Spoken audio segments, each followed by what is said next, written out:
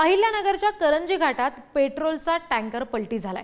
टँकरमधील petrol नेण्यासाठी आसपासच्या नागरिकांची झुंबड उडाली आहे। मुंबईहून परभणीकडे हा टँकर निघालेला होता, पण ब्रेक फेल झाला आणि त्यामुळे माणिकशाह पीरबाबा दर्ग्याजवळ टँकर पलटी झालाय।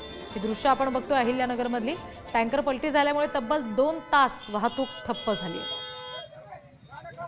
रस्त्यावर पूर्णपणे पेट्रोल सांडलेलं आहे, पण हे पेट्रोल न्यायला इथल्या स्थानिकांनी झुंबड उडवलेली आपण बघतोय। त्यांची गर्दी पलटी झालेला आहे पेट्रोल वाहून नेणारा टँकर आणि त्यातून पेट्रोल नेण्यासाठी नागरिकांची ही गर्दी झालेली आहे। रस्त्यावर पूर्णपणे हे पेट्रोल सांडलेलं आहे। वाहतुकीवर सुद्धा त्याचा परिणाम झाला। आणखी तपशील घेऊयात प्रतिनिधी उमेर सय्यद यांच्याकडून। उमेर, आत्ताची तिथे काय परिस्थिती आहे? टँकर हटवण्यात आलेला आहे का आणि वाहतूक पूर्ववत झाली आहे का?